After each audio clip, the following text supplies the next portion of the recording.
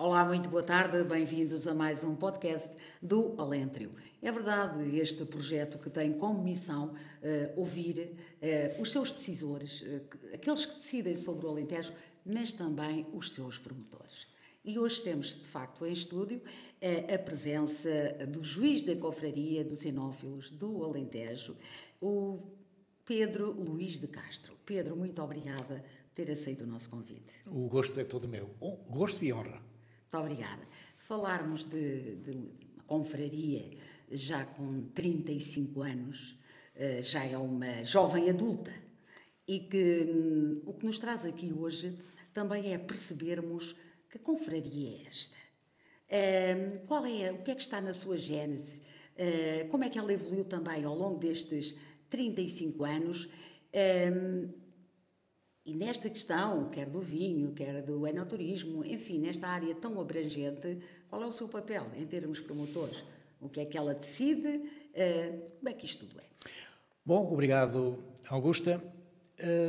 A Confraria dos Enófilos do Alentejo nasceu em 91, portanto estamos no nosso 35º ano de idade, conforme acaba de referir.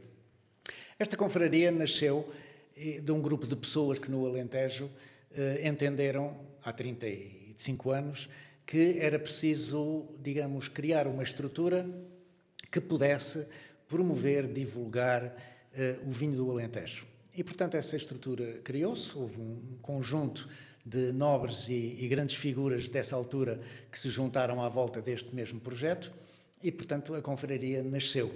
Não é a primeira confraria que nasceu em Portugal, já havia outras, mas, no entanto, neste momento nós somos uma das mais antigas.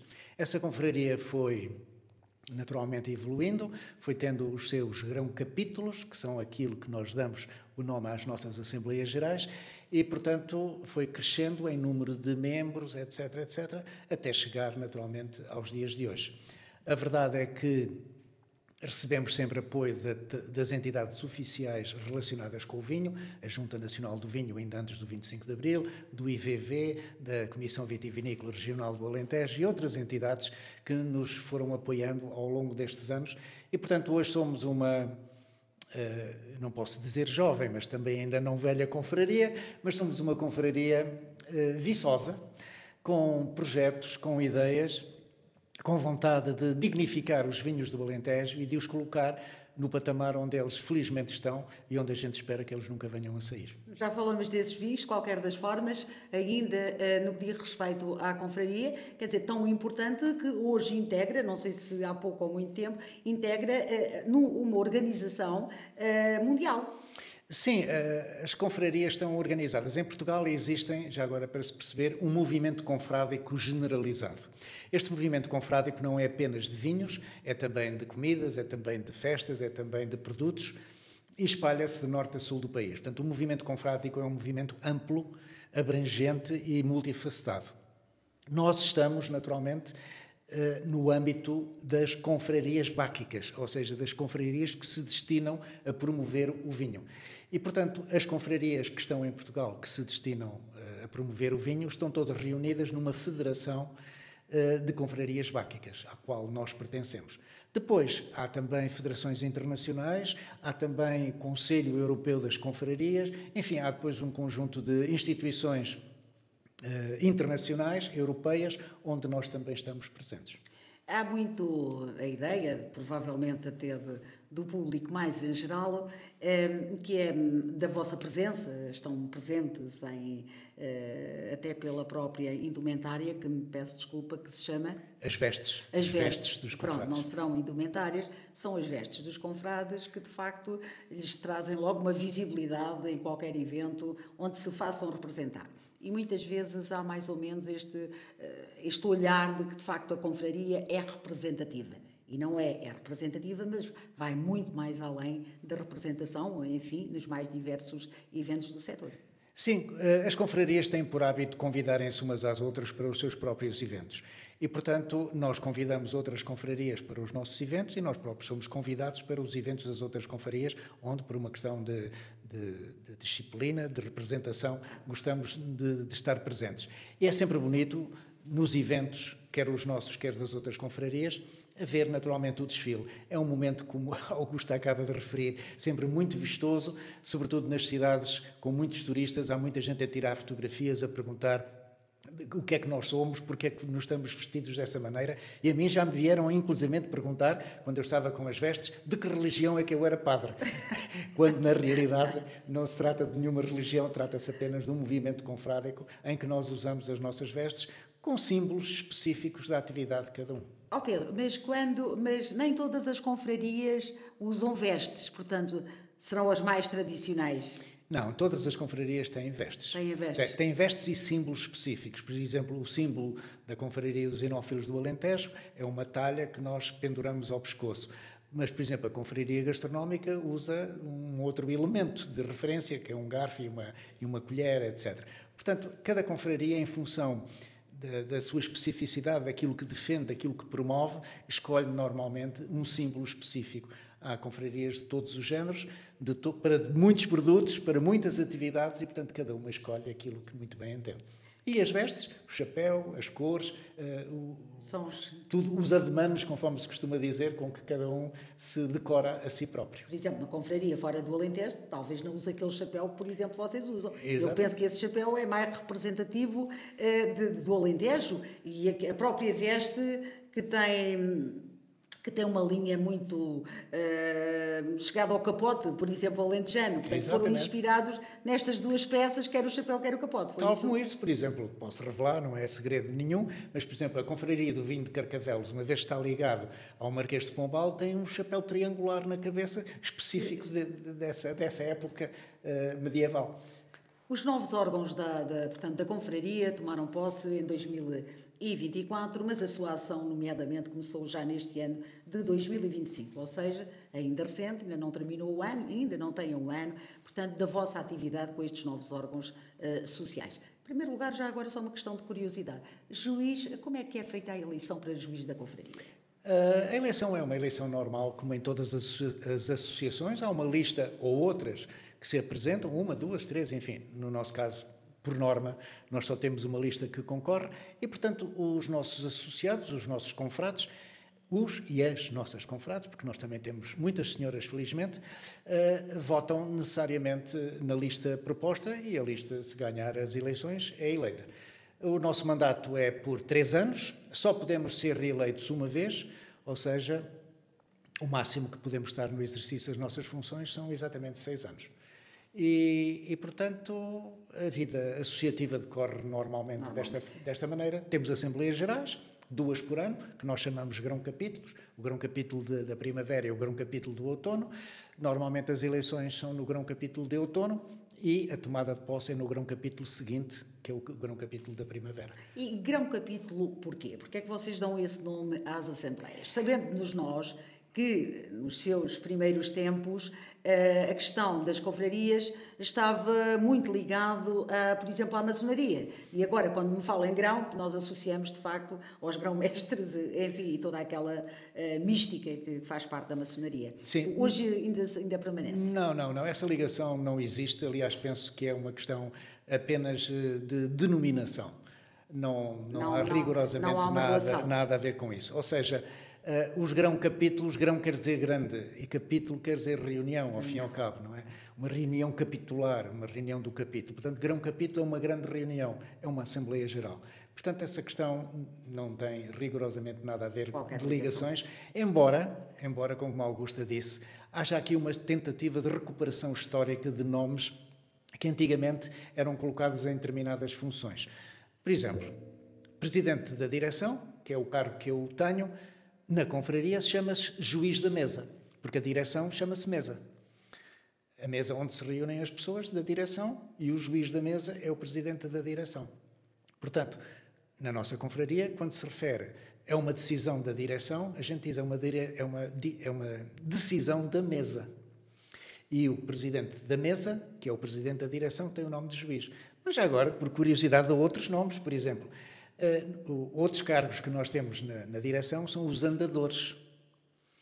Por exemplo, o nosso tesoureiro não se chama tesoureiro, chama-se almutacé.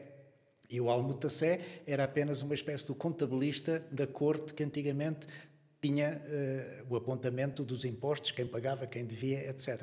Portanto, no fundo, a recuperação destes nomes, que vêm ao fim e ao cabo do século XVII, XVIII, XIX, acabam por dar uma espécie de brilho, uma espécie de patine às confrarias. De uma forma geral, todos eles têm exatamente isso. Por exemplo, outra coisa, a presidente do nosso Conselho Fiscal, por acaso é uma confrade, tem o nome de Grande Averiguadora Mor. Ora, ela não averigua nada, embora, sendo presidente do Conselho Fiscal, lhe caiba a fiscalização de acordo com o nome. Mas nós chamamos-lhe Grande Averiguadora Mor. Muito bem, as coisas que nós aprendemos, Pedro, e eu inclusive. Pedro, só mesmo para terminar, quantos são os confrades que neste momento a confraria tem? Nós neste momento temos cerca de 200 e muitos confrades. Portanto, nós entronizamos numa cerimónia específica os novos confrades. Tivemos há coisa de 2 semanas a entronização de 13 novos confrades na nossa confraria e, portanto, é um processo de renovação que nós passamos sempre por ele.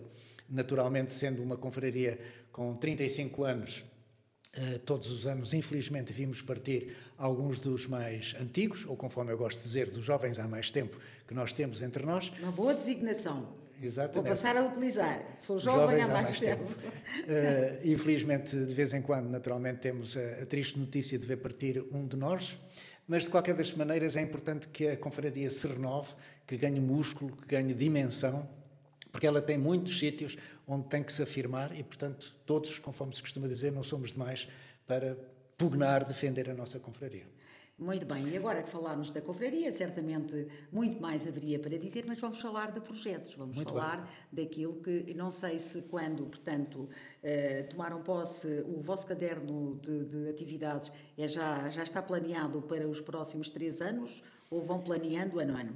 Nós fazemos, normalmente, quando nos candidatamos, fizemos naturalmente um plano para 3 anos e agora, ano a ano, vamos alinhavando exatamente aquilo que queremos fazer em cada ano. É bom que se diga que nós temos 2 anos altamente desafiantes, o 2026 e o 2027. O 2026 começa logo em janeiro, falta pouco mais de um mês, começa logo com o facto do Baixo Alentejo ser capital europeia do vinho. Foi um título que nos foi atribuído pela RECEVIN, que quer dizer, vou consultar aqui a minha cábula, a Rede Europeia das Cidades do Vinho, e a RECEVIN atribuiu ao Baixo Alentejo. E, portanto, nós temos 13 municípios do Baixo Alentejo que integram exatamente esse facto.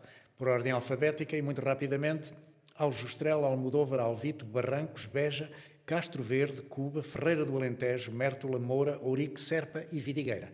Estes 13 municípios são Cidade Europeia do Vinho 2026. Logo que acabar 2026, temos Évora, Capital Europeia da Cultura. Pedro, deixe-me só fazer aqui uma paragenzinha sobre esta capital europeia do vinho do Baixo Alentejo. Está, obviamente, atribuído este título, nomeadamente aos municípios que refere, tem como seu principal, como principal apoio a turismo do Alentejo, sem dúvida nenhuma. Pergunto-lhe, onde é que entra, como é que esta articulação é feita para estas atividades, quer com os municípios, quer também com o turismo do Alentejo? É bom que se diga que há uma outra entidade que normalmente não é referida e que é importante que seja dita, que é a Associação dos Municípios de Produtores de Vinho. E essa associação aliás, ela que está na base da promoção do Baixo Alentejo, a Cidade Europeia do Vinho, e, portanto, nós devemos à Associação dos Municípios Produtores de Vinho ao fim e ao cabo, o êxito também, porque não dizê-lo, deste facto. Agora, Augusta põe uma questão importante, que é a questão do enoturismo e o papel fundamental que a RT Alentejo tem tido em todo este processo. E digo isto porque o Dr. José Manuel Santos, o presidente do Turismo do Alentejo, foi o primeiro responsável por esta entidade que olhou para o vinho de uma forma completamente diferente. Ou seja, o vinho normalmente passava ao lado da promoção do Alentejo e, a partir deste momento, a partir desta nomeação e desta eleição do Dr. José Manuel Santos, o vinho passou a estar no centro também das preocupações e da dinâmica que a RT tem atribuído ao Alentejo.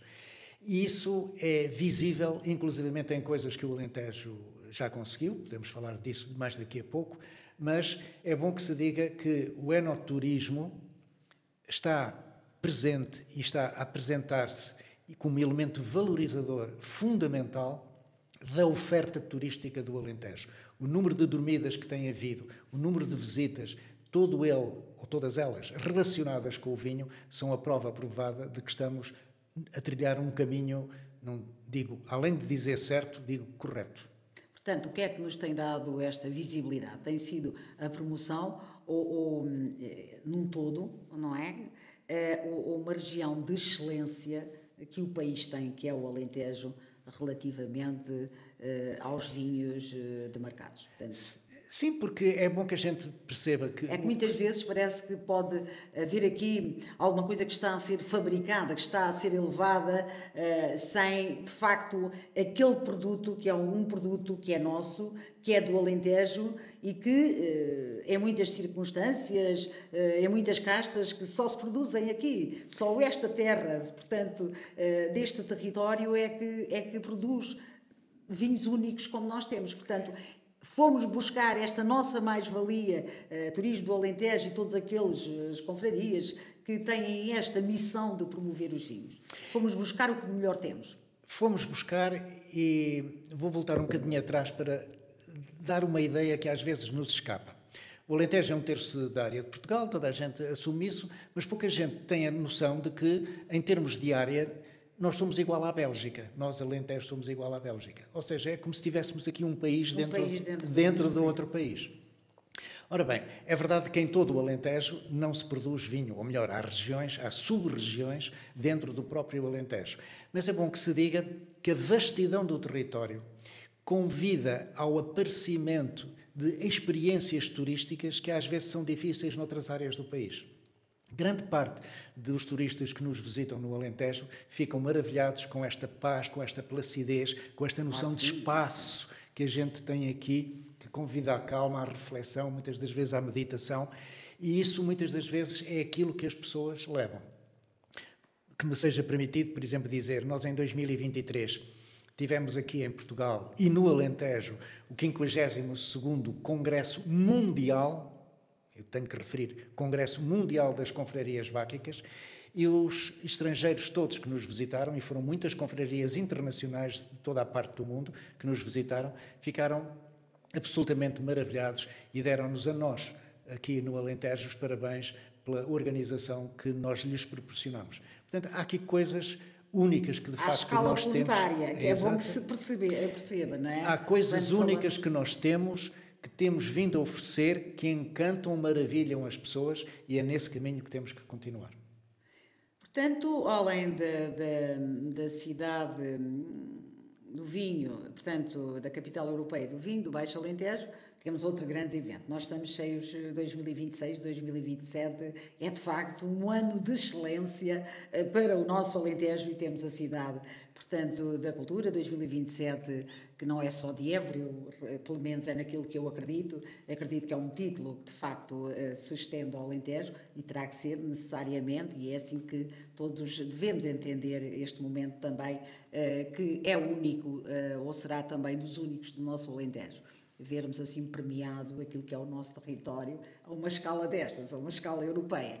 Qual é o papel que a confraria tem, por exemplo, neste ano 2027?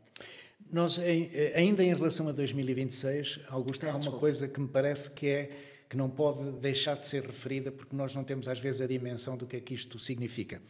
Recentemente, na China, a Entidade Regional de Turismo do Alentejo, e na pessoa de José Manuel Santos, trouxe para Portugal o GWTO, que significa Global Wine Summit Organization 2026. Este GWTO é apenas o principal evento mundial na área do enoturismo. E Portugal conquistou isto, derrotando lugares no mundo como a cidade de Mendoza, na Argentina, que era concorrente, Montevideo, no Uruguai, Querétaro, no México, Bibóbio, no Chile, e até Penedès, em Espanha. E, portanto, veio para Portugal este maior evento de enoturismo em termos mundiais, que vai decorrer em 2026, integrado na programação da Cidade Europeia do Vinho que o Baixo Alentejo já tem. Portanto, esta é a dimensão que neste momento nós estamos. Pedro, o enoturismo foi também, ou pelo menos até há pouco tempo, considerado, a ver se o adjetivo se tento fazer aqui este plano, quase que um parente pobre do setor. No entanto, tem vindo a ganhar cada vez mais visibilidade. A APENO também se tem esforçado, de facto, em se afirmar, que também não foi fácil, nos seus inícios. Portanto, é uma componente importante. Sem dúvida. No setor dos vinhos. A Maria João Almeida, nossa colega em termos de profissão de jornalismo, em boa hora resolveu avançar com a criação dessa estrutura. Penso que ela ainda tem grandes desafios pela frente, sobretudo na afirmação da regulamentação da atividade do enoturismo, mas não há dúvida nenhuma que os passos que estão a ser dados são passos firmes, decisivos, fundamentais para a afirmação desta atividade. A Augusta disse uma coisa muito curiosa há bocadinho, que era a questão do parente pobre. Eu peço desculpa pela expressão, mas foi aquela que me ocorreu de forma... Está correta, porque durante muito tempo pensou-se que turismo era hotelaria. Única e exclusivamente hotelaria. Exatamente. Ora, cada vez mais o turismo deixa de ser uma atividade em que apenas se oferece uma dormida, um pequeno almoço e eventualmente refeições, para passar a ser uma atividade de experiências. Ora, o enoturismo, aquilo que acrescenta à hotelaria são as experiências. As experiências é que são marcantes, elas é que marcam a vida, elas é que são promotoras de memórias, de recordações, de lembranças, de fotografias, de tudo isso. E, portanto, o enoturismo, ao promover lembranças e experiências, tornou-se, não vou dizer a coqueluche, mas tornou-se algo que passou a fazer muito mais sentido do que pura e simplesmente o investimento na hotelaria. E é bom que a gente verifique como grande parte da oferta hoteleira de hoje já é ela própria construída à volta de experiências que possam conter enoturismo.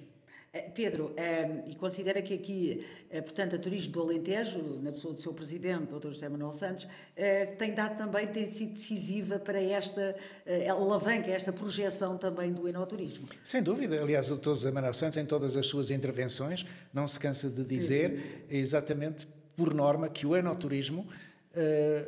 agora quase me apetece dizer é o menino bonito, já não é o parente pobre, é o menino bonito. Não há muito tempo que... É o menino bonito do turismo do Alentejo, e todas as experiências que têm sido criadas são experiências de sucesso.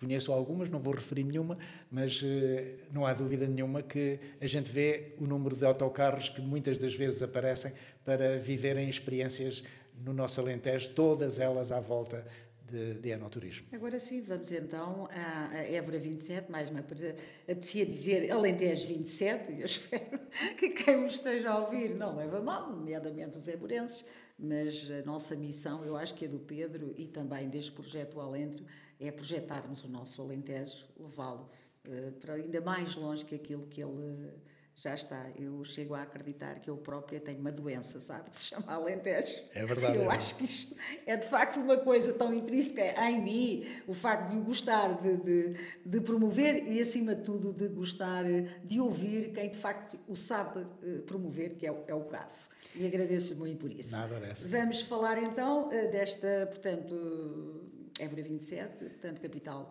Europeia da cultura. Exatamente. Pronto, naturalmente que a Câmara de Évora tem um magnânimo trabalho, que é ter um ano para preparar a cidade para receber esse grande momento. Mas é bom também que se diga que nós não devemos, no Alentejo, olhar para Évora, capital europeia da cultura, mas também podemos, se calhar, começar a pensar em forma um bocadinho diferente, que é pensarmos Alentejo, região europeia da cultura. Digo isto... Estamos de acordo.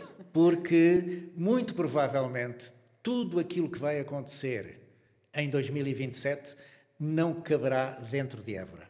E por não caber dentro de Évora, é necessário que também, não apenas Évora, naturalmente, mas também outros municípios se associem com eventos que possam descentralizar e possam levar todos os milhões, a gente espera, de turistas que nos visitarão em 2027 a outras regiões e não apenas a Évora.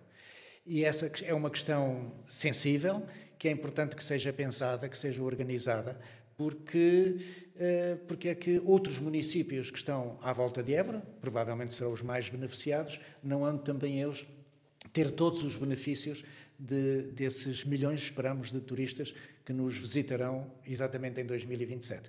Mas o trabalho que o município de Évora, que agora tem um novo presidente, tem pela frente é algo magnânimo e musculado, e vamos ver se todos os recursos necessários para qualificar a cidade para receber todas as pessoas serão suficientes.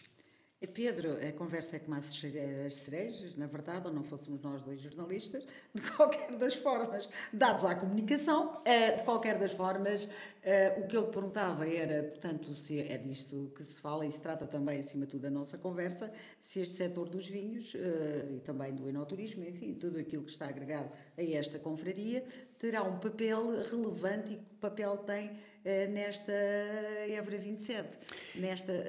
Portanto, será uma montra. Os vinhos, falemos assim, também podem ser um baluarte, uma montra daquilo que nós temos para mostrar a esses milhões de pessoas que refere que nos possam visitar.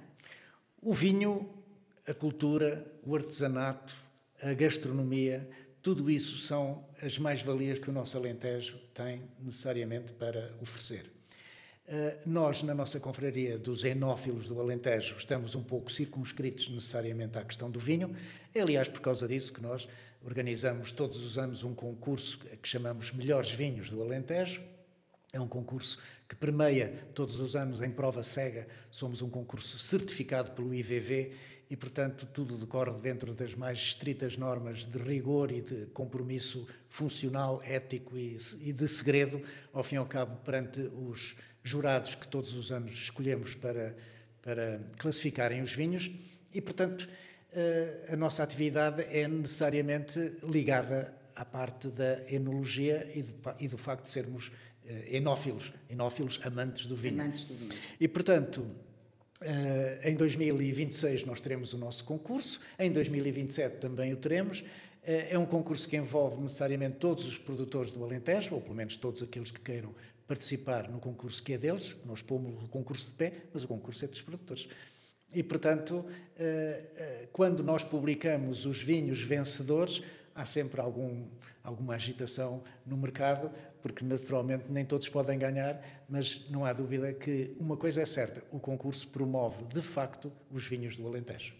E pronto, e porque fechamos provavelmente com uma bonita frase, a verdade é que quando nós normalmente recebemos com o copo na mão, não é verdade? E brindamos. Portanto, todos os brindes que se irão fazer em 2027 será sempre na promoção dos vinhos, porque o copo nunca está vazio. Exatamente. É bom que nunca esteja vazio. É bom que nunca esteja. Relativamente ao setor, portanto, dos vinhos, atualmente já também viu dias mais risonhos, como se costuma dizer. Provavelmente não estamos a falar na qualidade, que essa sim, a última colheita garantiu ainda uma maior qualidade, mas em quantidade a coisa ficou um bocadinho escassa. Provavelmente, é isso que lhe vou perguntar, sim. Não terá sido assim um desaire tão grande, até porque tínhamos um excesso de vinho, que agora pode ser uma coisa compensada com a outra naquilo que são as necessidades da nossa, dos nossos compromissos que temos, quer em termos de exportação, quer em termos de consumo interno. É bom que se diga que é uma falsa questão dizer-se que houve excesso de produção. É bom que se diga que o que houve foi diminuição do consumo de vinho produzido no Alentejo. Também, mas, por exemplo, a última colheita houve uma diminuição É verdade. De produção. É verdade. Mas o problema vem de trás, é a montante, e tem a ver com a diminuição de aquisição de vinho português em favor da aquisição de vinho de outras proveniências. Ora bem, o que nós temos também aqui, e ainda não foi referido, mas é muito importante que seja referido, é que o Alentejo foi, e felizmente continua a ser, mas já não nos mesmos números, o tipo de vinho que os portugueses mais consomem. Ou seja, de norte a sul do país, o vinho do Alentejo já teve cotas de 30 e muitos %, agora diminuiu ligeiramente, mas é importante que retome necessariamente a vontade de regressar aos patamares onde estava antes. E para isso é bom também que seja referido que a Comissão Vitivinícola Regional do Alentejo, que desde abril tem um novo presidente, o Dr. Luís Sequeira, tem, felizmente, projetos e ideias muito concretas e muito, eu quase que diria, avassaladoras para a colocar os vinhos do Alentejo num patamar de visibilidade e de notoriedade que permitam necessariamente fazer com que o mercado regresse aos níveis de consumo que tinha antes. E, portanto, a CVRA, a seu tempo, dirá necessariamente os projetos que tem entre mãos para os próximos anos, mas é bom que a gente, no Alentejo, tenha consciência de que, apesar dos vinhos do Alentejo continuarem a ser os vinhos preferidos dos portugueses em Portugal, portanto, em termos de região com maior, não digo consumo, mas região de maior preferência por parte dos compradores, a verdade é que é preciso reconquistar de novo alguns pontos percentuais que perdemos nos últimos anos e, portanto, é fundamental que haja outro tipo de iniciativas, outro tipo de eventos que possam projetar de novo o vinho do Alentejo em termos nacionais e, por que não dizê-lo, também em termos internacionais. E que esse plano, que eu já sei, que já foi apresentado, está para avaliação, de facto seja aprovado, porque também conheço alguns do seu conteúdo desse plano, portanto, apresentado pelo Dr. Luís Sequeira e, de facto, é ambicioso e pode ser aquilo, não diria uma revolução dentro do setor dos vinhos. Mas quando se falava aqui há tempos, não há muito tempo, em excesso de vinho nas adegas, eventualmente provenientes de vinho que não era da zona demarcada do nosso Alentejo e que houve assim uma falta de fiscalidade que permitiu que isso acontecesse. Na sua opinião, sobre esta problemática, o que é que conhece? Na sua opinião, o que é que aconteceu? Bom, embora eu entrevistei, portanto, o presidente da CVRA há muito pouco tempo e, de facto, sei qual é a opinião dele relativamente a esta questão e a sua. Qual é, Pedro? A questão que se coloca aqui é que nós tivemos muito vinho não português colocado dentro daquelas embalagens que se chamam bag-in-box. Vinho não português que foi comercializado em muitos espaços comerciais com denominações portuguesas. Ora, qual é o resultado disto? Houve muitos portugueses que pegaram nessas embalagens pensando que estavam a levar para casa vinho do Alentejo e não estavam a levar vinho que nem era do Alentejo, nem sequer era português. A verdade é que não há nenhuma ilegalidade neste facto, mas há um comportamento do ponto de vista ético fortemente condenável e incorreto. Portanto, pôr um nome de terras e de localidades do Alentejo em bag-in-box que lá dentro não tem vinho do Alentejo é enganar necessariamente o consumidor. Ou quando eu digo enganar, é pelo menos fazê-lo acreditar que ele está a levar para casa vinho do Alentejo, quando na realidade não está. E essa foi também uma das questões. Mas, peço desculpa só interromper aqui e fazer este parênteses, mas considera que o excesso de vinho nas adegas era vinho proveniente de outros lugares ou houve, de facto, um excesso de produção no próprio território, no próprio Alentejo? Não, aquilo que eu estou a dizer é que antes as pessoas levavam para casa vinho... Sim, não, mas houve excesso e ainda há, portanto, tanto que foram e estão ainda a ser pedidas medidas ao Governo que, de facto, que aquele vinho em excesso possa ser... Queimado. Ajude-me a queimar. É a mesma expressão, é essa. É a expressão queimada. Portanto, o que eu lhe pergunto é se considera que as adegas ficaram, algumas delas, excessivamente cheias de vinho, proveniente desses lugares, nomeadamente que provavelmente poderemos arriscar a dizer aqui da vizinha Espanha, algum dele. Eu prefiro dizer vinho não português. Pronto, vinho não português. Não português. Mas então vamos aos números. Se eu disser que 1 milhão de litros de vinho não português entrou em Portugal por dia, significa 300 milhões de litros por ano de vinho não português. Estes números são oficiais, Augusta. 1 milhão de litros por dia entrou em Portugal. Estamos a falar em que período, Pedro? Estamos a falar em 2023. E se calhar em 2024 também. E quando a gente fala de 1 milhão de litros por dia, estamos a falar em termos de garrafas, de 1.300.000 garrafas por dia.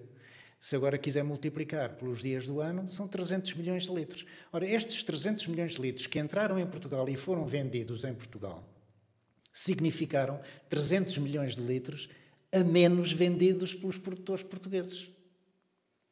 E, portanto, o excesso de vinho, muito do excesso de vinho que há nas casas agrícolas em Portugal, por falta de venda, é exatamente pelo facto de se ter comprado vinho não português, fazendo com que quem o produziu em Portugal não o tivesse conseguido vender.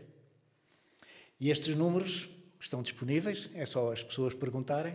Vinho importado da Europa, vendido em Portugal. E vão chegar ao número que eu referi, 300 milhões de litros por ano.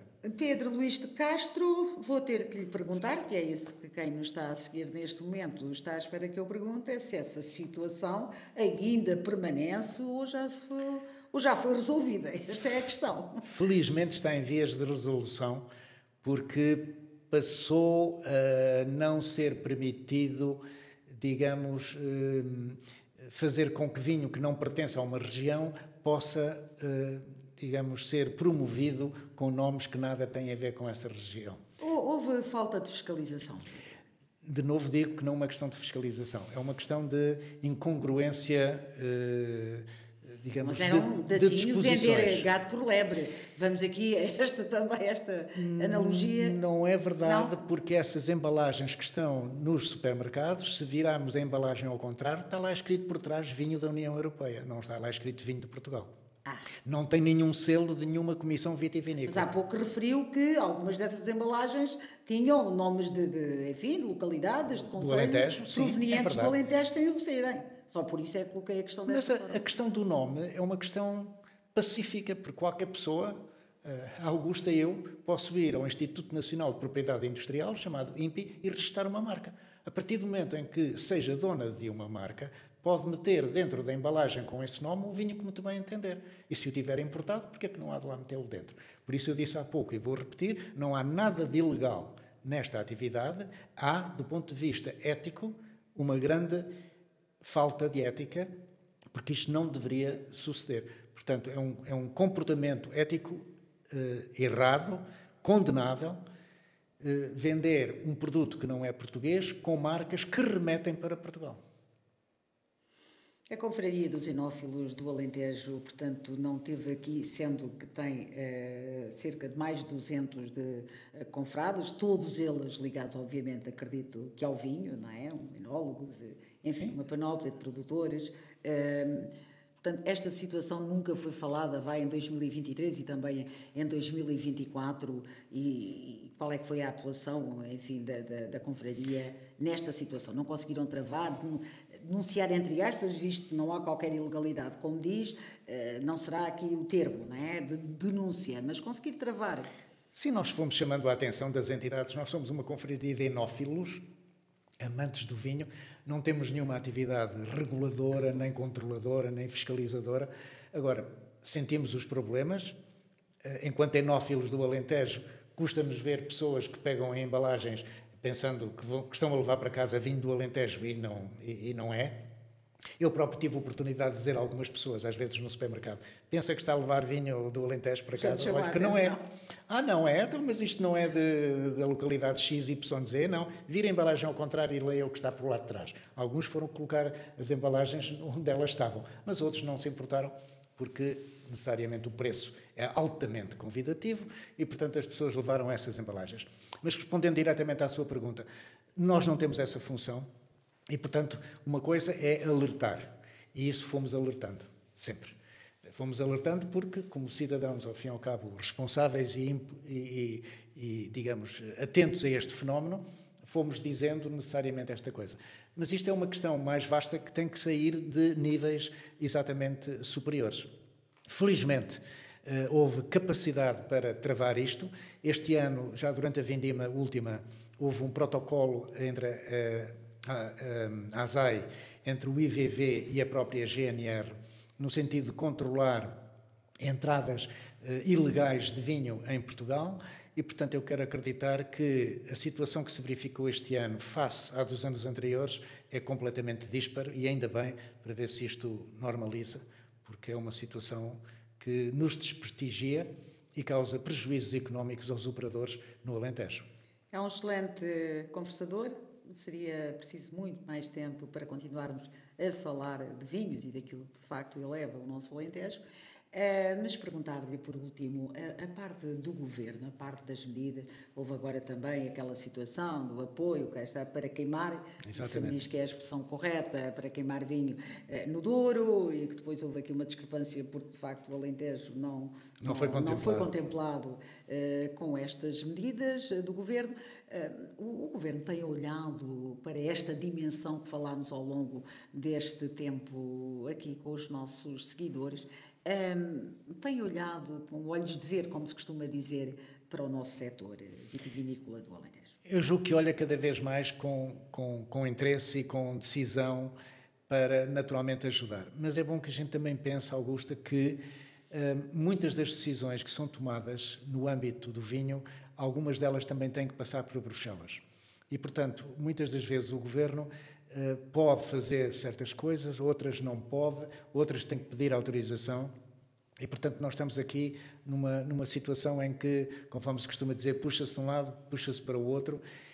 Mas quero acreditar que, embora o Alentejo tenha reclamado, e muito reclamou pelo facto desta medida que agora beneficiou o Douro não ter sido estendida ao Alentejo, possa talvez ficar parcialmente compensada por aquilo que acabou de dizer há bocado, que é o facto da colheita deste ano ter sido ligeiramente inferior e, portanto, isso terá ajudado, em parte, a compensar. É bom que se diga, às vezes também as pessoas não têm a noção disso, de que todo o vinho armazenado no Alentejo, armazenado neste momento, alimentaria o mercado durante mais de um ano, mesmo que não houvesse nenhuma produção de uva durante um ano inteiro.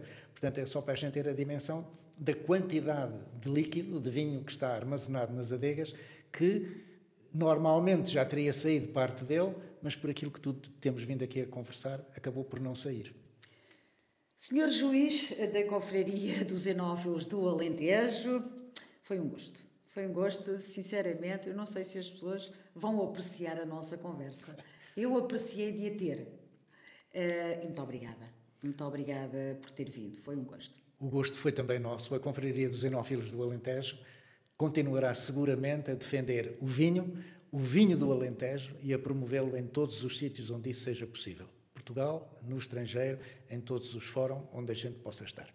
E viva o Alentejo e vivam os vinhos do Alentejo. E o enoturismo. Também, e o enoturismo. Muito obrigada, foi um gosto. Para a próxima teremos aqui certamente mais um decisor, mais um promotor, mais uma associação, uma instituição, seja quem for, mas todos aqueles que conseguem olhar para o nosso Alentejo e ver nele o futuro que nós queremos, um futuro brilhante. Muito obrigada.